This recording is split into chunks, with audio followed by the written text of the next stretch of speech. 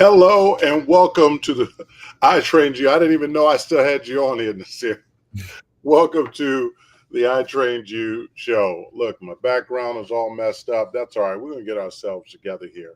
How are you doing, sir? I'm good. How are you? I'm doing great. I'm doing great. For all those that don't know, what is I Trained You? I Trained You is a specialized scientific fun basketball skill development training program that is making an impact in the lives of youth and professional athletes all over the world. And so we use this show to really help families to understand what training is all about. Why do you train? Where do you train? Who do you train with? And really some of the ins and outs. And so myself, Coach Nysear and Coach Brad, we really lead off the show, and we have guests that come on, and these guests are out here, sharing their journey. And so I'm a former collegiate athlete, played for the University of Miami. We lost in football this year. You did. I like how you personalize it. Yes, I did lose in football to Syracuse. I lost. Yeah, it was a bad upset. It was a bad upset, and you just dig even deeper. Yeah. Yeah. And then Miami not looking good in basketball. Whoa, whoa, whoa, whoa, whoa, whoa! I think there's a problem with the audio. You said, what happened? They not looking good in Oh, basketball man, I'm telling you, Mr. Telephone Man, either. there's something wrong with my line. So we are working at becoming a better team. Brad, moving on, since he's really been He drinking. seems pretty happy about these results, man. What? He seems pretty happy about these results. I'm not happy. I'm not happy. I'm just saying. Let me just say this. It's hard to be a hurricane. It's really difficult to be a hurricane, but when you bleed green and orange and everybody else wishes they did too, that Oh, whoa, whoa, whoa. I know, be proud of wherever you come from, right? That's right. That's what they tell you to do. But we all know that if the green and orange comes a calling, you're out. You're going. Mhm. Don't even act like that. You want to. You have to. And I respect it. I do. I really do. I was talking to a coach today, and Brad, you'll love this. And so the coach was telling me that the mama of the player wanted to find out why their baby wasn't getting any playing time. Mm. And High school coach or college coach? high school coach. High school coach. Okay. And so what was crazy about it is it wasn't so bad, except for the fact that the player is a sophomore in high school, really good ball handler, all the rest of the stuff. So the talent is there and the connection with the basketball is there, and even the skill with the ball is there, but understanding how to play the game is not there. Like there's Right. no understanding of where you should be, why you should be there, drawing a double and triple team. And so, he was just like, please talk about this a little bit on the call. So we're going to open it up because we're not having a guest purposely today, just because the community needs to know who we are. And I crack up because a lot of these kids are not getting better, right? And so, one of the kids, I'm not going to name him, Nysear, but one of our kids, he's a freshman, and he made the JV team. But I put a lot of pressure on him this weekend. You weren't here. And it's interesting because I put so much pressure on him to be something that he's not ready to be. And the reality is that he was frustrated with himself because he wasn't getting it physically. And the hard part is that I can show my frustration as a coach, but what they don't get to see is my disappointment, right? Like, I wish that he would have had a better experience. And so I share that, Brad, because this kid that my boy is talking about, like, he literally called me. He's like, I'm in between where I just got to share this with you.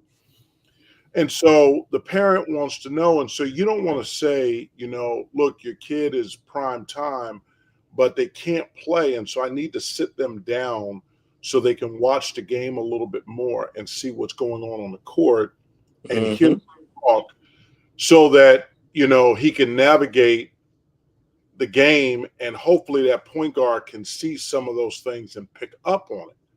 So the parent transferred from one school to this school, thinking that the coach before was bad. And now, Nysear, you come into this coach, and the coach is one of the top teams in the country. But what's crazy is that, the mother is upset and is complaining. So you'd rather keep your kid in there and not let your kid understand. I told my son tonight, he's on punishment, right? Got punished, had to go to bed early for a great reason, that we won't publicize. But I said, when he's laughing, when I walk into his room, I said, dude, you were punished so that you could reflect on whatever you did so that maybe in the future you can make a better quality decision. Right? It's not about, oh man, I got to sit here and be mad that I'm over here. And, no. Why don't you think about the way you think so that you can maybe figure out what your mother or I am telling you that might help you to make a better decision in the future. And we look at punishment as like this thing that we want to get over with quickly. And I think more kids would do better if they reflected and thought about where I could be as opposed to resisting to staying where they are. So in basketball, I feel like it's the same way, right, guys? Like you put a kid on the bench and they just want to get back in the game. Mm-hmm. And they're playing like not for the future, they're playing for the moment. And so you put them on the bench and they're not saying, all right, so let me go in here. What is my plan? I'm going to get these rebounds so I can show my hustle and start to really, like, we have what you call hard attempts, Brad. So like it's not whether or not you get a rebound or not, it's can we see your effort in your attempt to get a rebound. And You if we chart that? sorry, You chart that? we chart it. Okay. All right. No, I So like that. I like that. I've never heard of that before. you're welcome. You're welcome. Stick with me, brother. I might be your younger brother, but Sorry about the interruption. but no, I'm just saying. I went to Miami. You understand what I'm saying? So Oh, I got you. I got you. I learned this in class in Miami while we were on the beach. I got you, man. I'm just saying. All right. Anyway, so these players, and we need to talk about it in practice tomorrow this year, but the players don't understand that if you trust the coach and you feel like the coach is knowledgeable, you really should take a moment in understanding that the punishment is an opportunity of you not playing as a reflection, right? And I'm not sure that the parents get that. We got one of the middle school kids, Nysear, where the mama was like, don't you think it's a good idea that the dynamic players pass to, the other players so that they can start to build their confidence and blah, blah, blah. And the answer is sure. You want to raise everybody up, but if we reflect the game as a test and you see that there's panic, just like when you give a math test, if these kids, I mean, how do you handle that, Nysear, when a kid is just not prepared for that test? They're going to fail it. Do you just keep giving them more math problems, or do you say we need to go back and work on what you don't understand? You gotta go back to the drawing board. You gotta work on what you don't understand.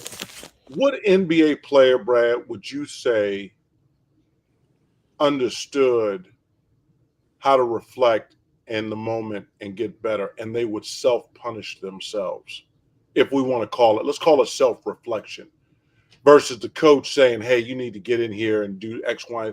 What players can you think of that create that self-reflection opportunity for themselves? personally, get back to me on that one. I can't think of one in particular right now, but get back on with me on that same question. Nysear? One I would had to say is Kobe, 100%. and then two, I think underrated is Giannis. Okay. Okay.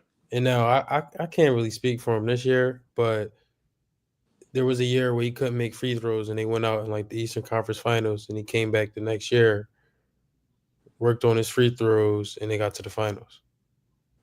Who was that? Giannis. Oh, okay. I Well, think. in that case, I'll throw Steph in there. Because Okay. when Steph first got to the league, Mm-hmm. he had a ways to go. Yeah. And look what we're looking at now. So punishment or self-reflection, in my mind, leads to more focus, a deeper sense of focus, and also a deeper sense of preparation. Yeah. Because if you recognize that you didn't follow a pattern properly, and you can start to say, you know what, let me find that same pattern again. Let me find it in the next practice. Let me find it in the next game. Let me create it on my own, maybe with my boys or my homegirls, and let me go through and figure this out. If it's a fast break and I'm doing it wrong, that's what I think is missing. And so when I go to my buddy's comments today, and he's one of the top 20 teams in the country, and I'm not saying that the mother loves her baby, right? So she's going to take care of him no matter what.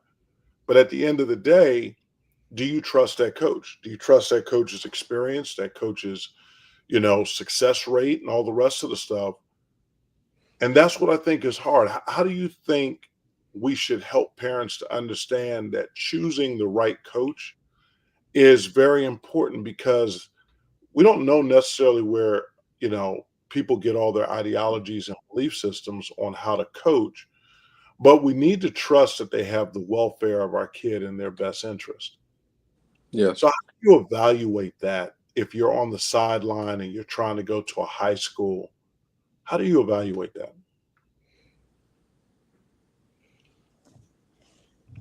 I mean, I would speak with maybe different families just to get an idea, like an idea about that coach if I didn't already know. Mm-hmm. The families, obviously, the families that experience great success, they're going to have, mostly positive things to say. And the families that may not have are going to have more negative things to say. But you can kind of get a picture, somewhere in between. Nysear? But yeah, you want to do your research. I tell, like I've worked with some good smaller players, under 6 foot guards. And I said, look, if you're going to choose a school, like you might want to factor in, has that current coach had success with smaller guards? Like, I mean, these are some of the things you may want to look, you may want to look at. You just have to do your homework. Nysear? As a player looking for something in a coach, I would say I would definitely check the temperature of the players that already play for him. Mm-hmm. So, asking them how they feel about them, just their general demeanor and energy. Because at the end of the day, sports turn these boys to men, and girls to women. But it's like it's important to see how the players act and behave under a coach, because that'll tell you the type of coach they are. If this is an undisciplined kid, it's probably undisciplined coaching. Mm-hmm. So I feel like that tells you all you need to know if you really get to, know the players and ask them about it. I agree with both of you guys. I think that parents don't have like a real due diligence checklist to really figure out like what's the right situation for my child.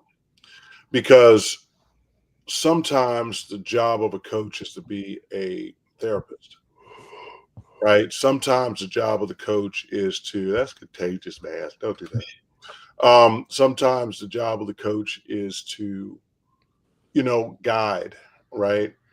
And so if you have a kid and you have a kid that's needs motivation or needs to be pushed, do you go for a military coach? If you have a kid Mm, really just needs to be in a system and they'll work well in that system and then rise out of it because that becomes their fundamental. You need to know your kid. And that's part of the blueprint or the due diligence checklist that you have to have. First thing, what is my kid? Like, how are they? How do they behave when they're, the pressure's on?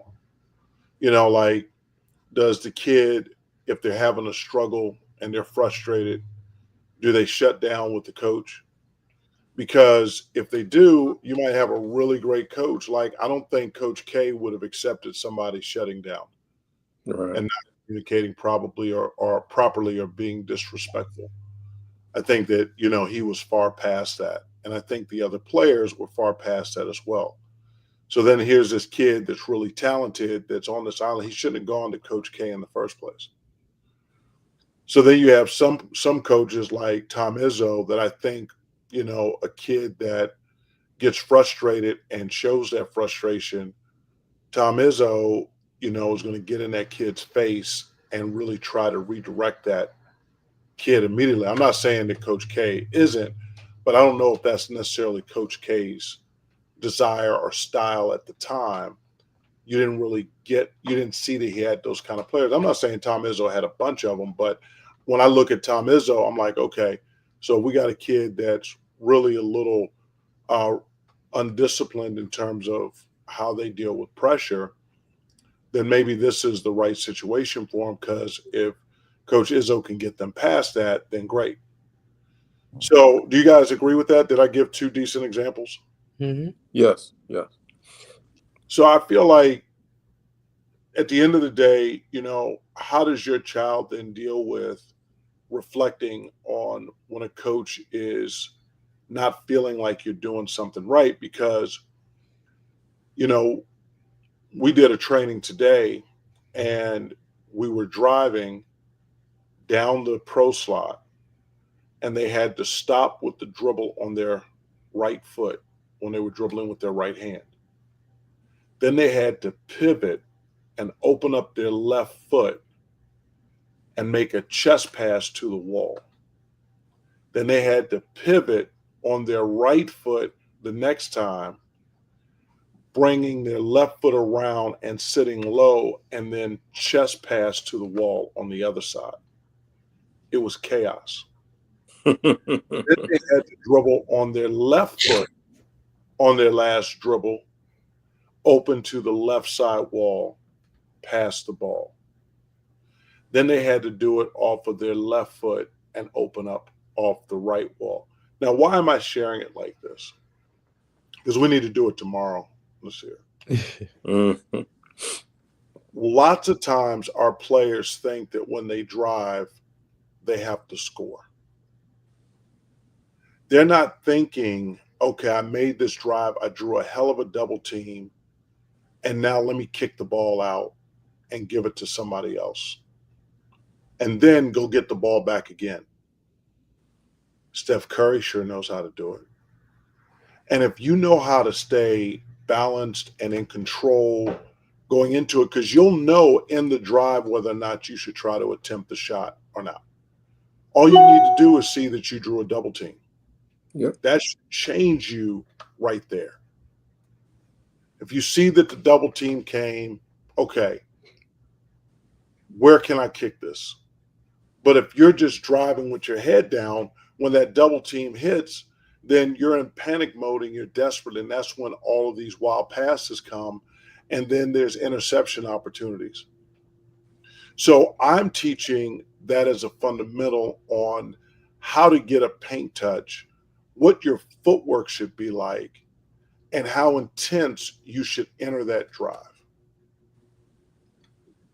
I don't know if a lot of trainers are teaching that. What are your thoughts? Well, when I drill that out, I usually have the player say come to a jump stop. Say you are driving middle from the left side of the court. Mm-hmm. Okay. Well, if you're driving middle from the left side of the court, Ball's in your right hand, you're driving. Ball's in your right hand. Okay. I have them come to a jump stop, reverse pivot, and make that pass with their left hand.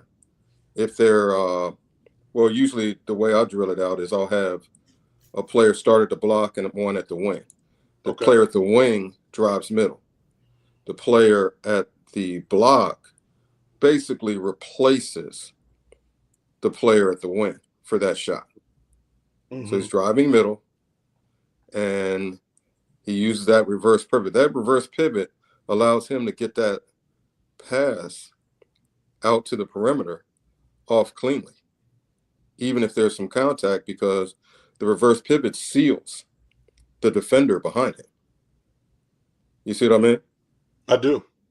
And you want to get that pass off as clean as you can, because the cleaner you get that pass off, the more accurate it's going to be. So when you come to that jump stop, you can actually still jump in the air and shoot. Oh yeah, you got options. You got all kind of options when you come to that jump stop. Now, do you teach that you could come to a 1-2 as well, where left foot, right foot? I do, but in that particular situation, I would prefer the jump stop. I think the jump stop is going to give you more options when you get in the paint among the trees.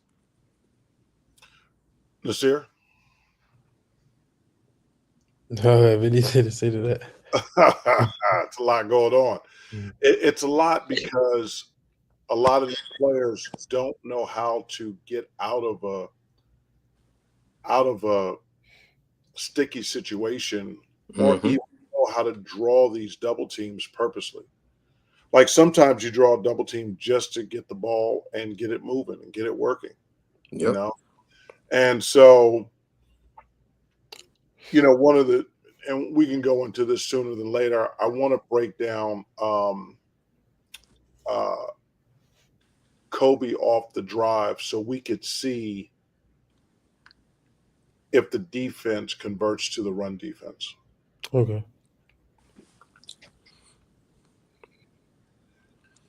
Do you teach awareness, and this goes to both of you guys, do you teach awareness of the run defense, that conversion? Do you guys emphasize that at all?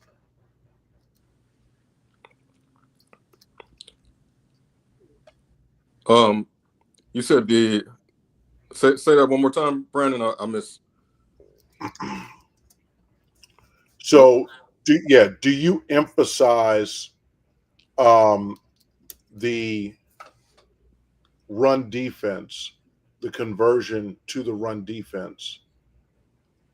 You mean like, okay, instead of sliding with the player, you run and cut him off at the spot? Or For sure.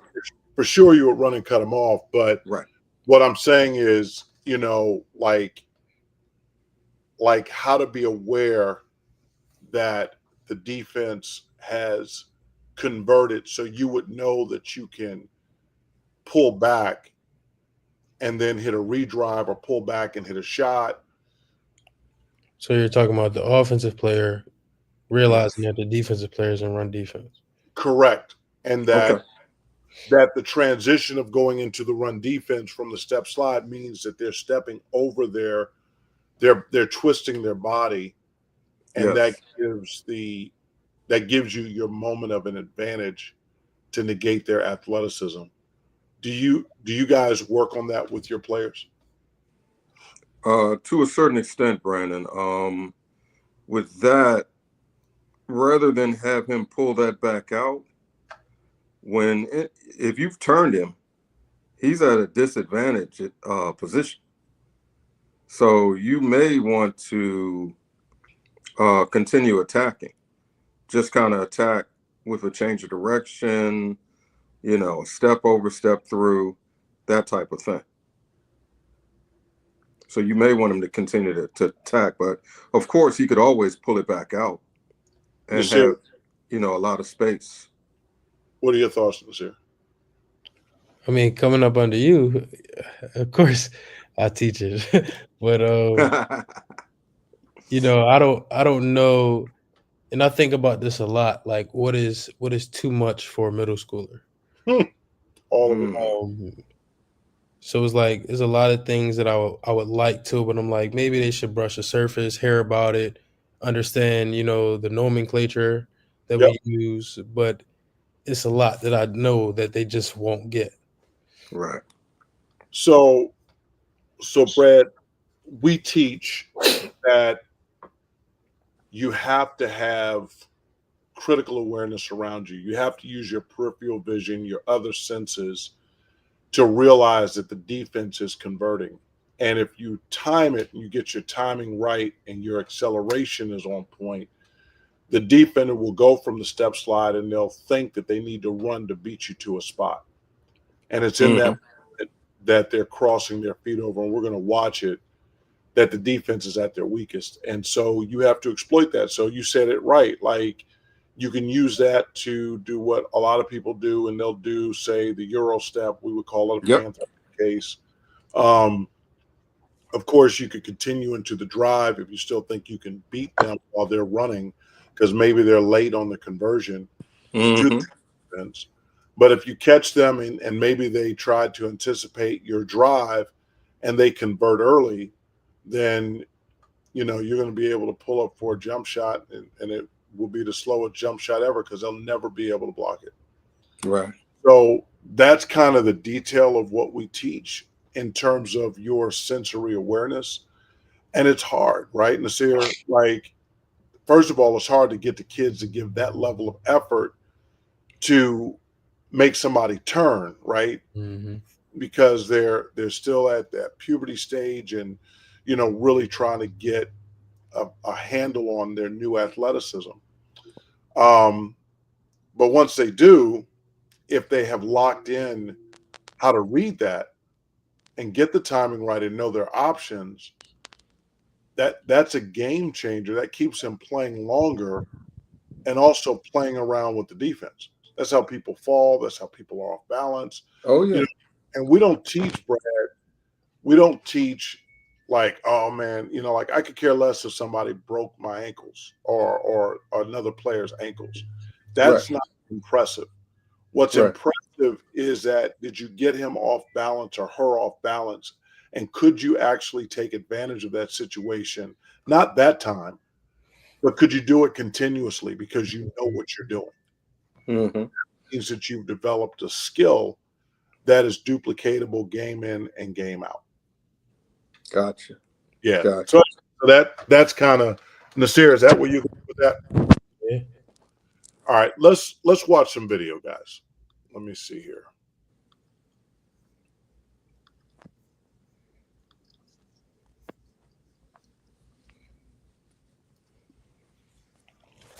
All right, can everybody see? Yep.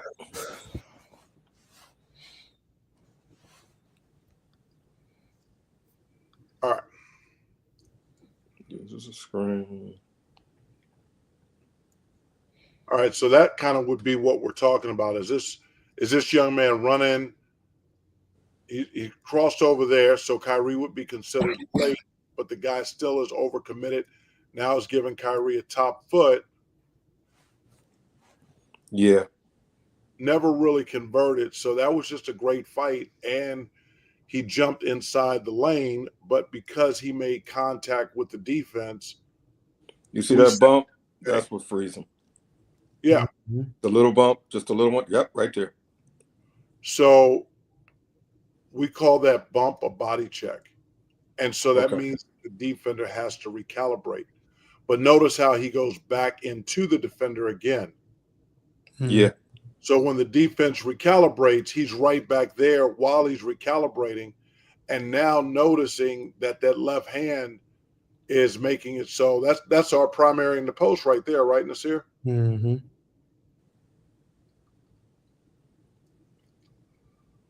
So I believe that he's a master of getting people to convert. Let's see it. Let's see how he does it here. Dude is clearly in a step slide. There's the conversion. So all of this here means what would Tony Parker have done in this situation? I mean, that's just a quick change of pace. Yeah, but that's exactly and that's what gave him the advantage. So correct, right here. You're talking about the change of pace right there, Yep, right? right there. So that creates the conversion. And Yeah. now this defender, so now he panthers through and he's able to find the other side. And this guy is completely out of the play defensively. All because he recognized the conversion right here. That's the acceleration we're talking about. Yep. And then the little step. Oh, yeah.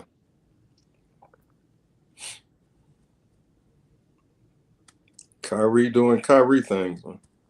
All day. Conversion. Yep. And so what did you notice there, Nysear? Play it again.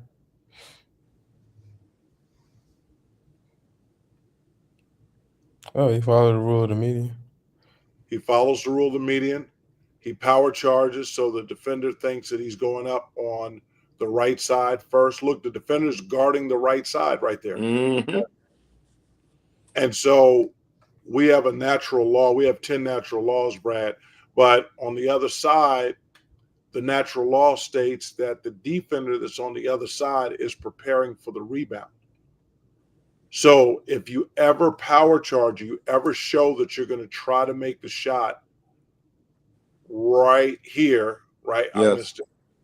But right there, he's showing Mm-hmm. that he wants to make the shot on the right side. This guy right here, 34, whatever, he's going to prepare for the rebound. 9 times out of 10, we say the rule is that he's going to prepare for the rebound. But, the 10% is, maybe he goes for the block and gets lucky. Mm-hmm.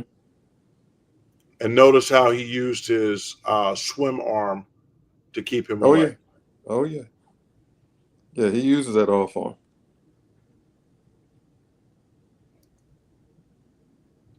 The power charge to get to the other side. It's almost like he doesn't even care. So he gets dude to convert right there. That's the conversion. Mm-hmm. So he's not necessarily aware of it, but I think that in his mind, he feels like he's beat him. Yeah. And once again, he gives you the belief that he's going to make the shot on the right side of the basket, only to make it on the left side. Why didn't I learn this in college?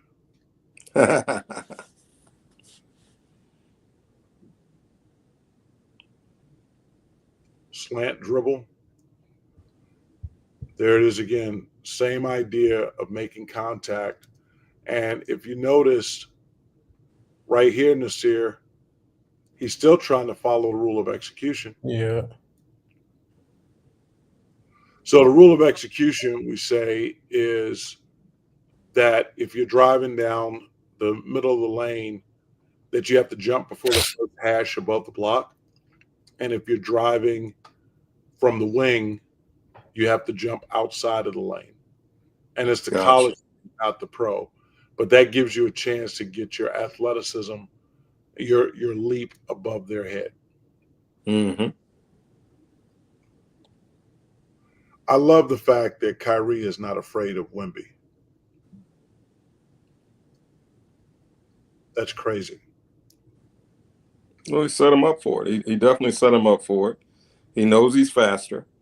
I mean, it's just a matter for Kyrie. It's just a matter of getting outside of that length. I mean, that's well said. So in this here, we call this the bumper where the defense is in the bumper. And so he's also in the active zone. So Kyrie has to drive on this. He's in the step slide still, right? Yep. Mm-hmm. He doesn't convert. But he needed, like, he's got him beat. So he kind of needed, this is going to be a foul. Yeah. Oh, for sure. But notice how when Kyrie realized that dude never converted, he's now ahead. And He's I mean, looking at the second layer of defense at that point. absolutely. He's not even worried. He's got that guy right where he runs him on his hip. He's not worried about him anymore. He's playing against, the guy that just jumped for it. So we call that cornering.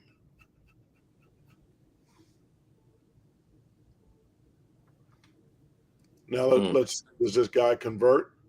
Step slide. He's in the run defense, but he beat him. So it doesn't matter. He did. So I believe that Kyrie knows that he beat him at that point. Yeah. Yes. But this is what we have to train. And this is what I would like. This is what I would like for everybody to understand. When you're with a coach, are you hearing these types of comments about accelerating, looking for the conversion of the run defense? He converted right there. So this is a perfect example. He felt the conversion, so he stops. Dude now thinks he's going to go back to the step slide, and now you accelerate again, and it's over. Follow the rule of eight. And I think what sold it, it looked like his head went up. It looked like he put his eyes on the basket and 100%. then accelerated after that. I mean, we just call that peeking at the rim. So if you look here, look at his hand-to-hand combat right here. Oh, yeah. Look at that arm bar.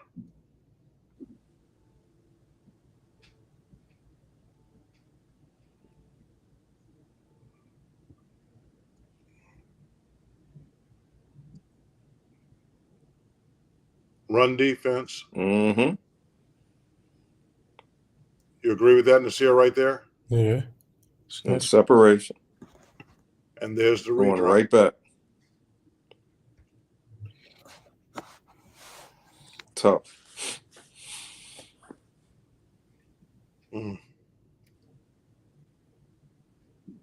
Corner. How easy is that, guys? And we call that what he did to the defender, the initial defender, putting him in jail. Because when he's on your hip, what kind of play is he going to be able to make? Yeah. Yeah. Unless he can back tap the ball or whatever, but I mean, all he can really do is foul you. Defense converts. And what we say is that when the defense converts, that's when he's least athletic right there. That's when and so what does Kyrie do at that point? He's jumping in the air. And outside of what you pointed out earlier, too. Oh, sure. Exactly. Right there outside the execution area. So look, even if dude would have jumped, his timing would have been off, and Kyrie's in the air well before. I mean, we could talk about how this is a diamond setup. Mm-hmm. That's crazy. I'm surprised that the help defender thought Kyrie would pass it. Exactly.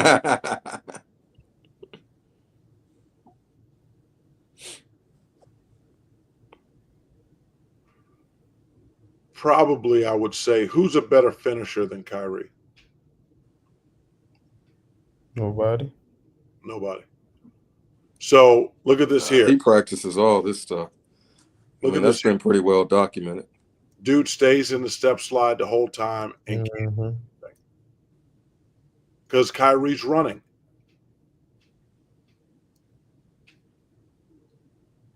It's almost ridiculous. Again, he knows that somebody's in there, slows down. Oh, there's nothing there. That was too easy. Dude never converts. Of course he's going to go by the big man.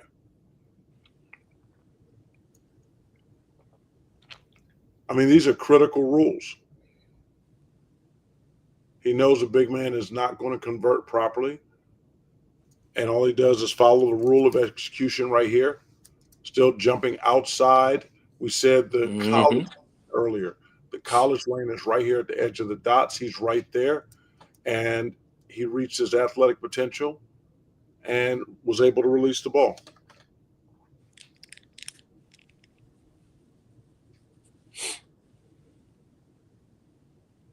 I mean, so again, following the rule of the median, he shows the ball. You have to guard that side.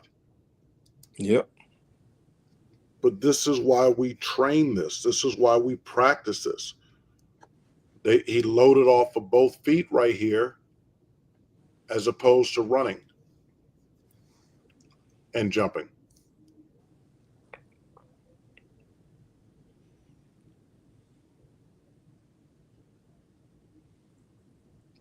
Conversion, and look how weak he is once he converted defensively. And he's also angling into him. He's also into the defender's body. Mm-hmm. Like you have, and this is what I'm saying. I believe that Kyrie studied this. And hold on one second. I believe that he studied this and recognized where he made his mistake and then changed up. Nysear, you there? Yeah. Nysear is chilling. Oh, there he is. Yeah, we had a chair, man, and we had to turn our heads to the side. That's a heck of an angle, man. Yeah, that's the basketball. It looks like he's gliding through the air. Yeah. So guys, I think that we're learning a little bit how to drive, right, to the basket. Look for do we all agree with that? Mm-hmm. Absolutely. You got to be aware of the step slides. You got to be aware of the conversion. You got to train that.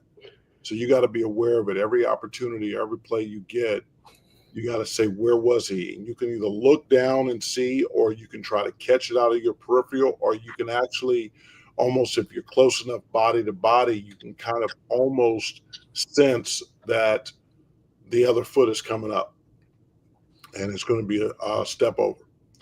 So I think that's great. So guys, I'm good for today. What are y'all thinking? Did we give some education today? Sure. I think so too. Especially with the situational stuff. I mean, I think that's always good to kind of break down exactly what they did, to get that bucket.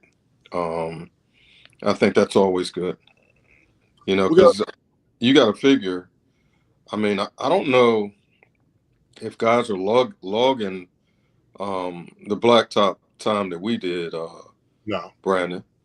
I don't know if guys are logging that to where some of this stuff is, I guarantee you some of the stuff Kyrie works on, but I guarantee you some of this stuff is just in him. Yeah. It's just a part of him, because I think it becomes a part of you. I mean, he was around a lot of basketball when he was a kid, and he was soaking all of that stuff up, looking for those details. I think he's a savant. He definitely is. Yeah, I think he's the real deal. But there's a lot of guys out there that are, and we have to show the world that it could be them too, because if it's not just one person out there that's great, if there's more than one, that means it could be more than two. Right. Let's make it happen. All right, gentlemen. With that said, I will see you guys and talk to y'all later. Brad, you coming to practice tomorrow? What you thinking? Man, I got work to do, Brandon. I'll tell you what, if I'm open, I'll be there. Sure. Brandon, you're losing faith in me, man. Don't lose faith in me. I'm not losing faith in you. I believe in you, Brad. Here, we're going to give him a break. All right. I'll see you guys soon. Great job, gentlemen. All right, guys.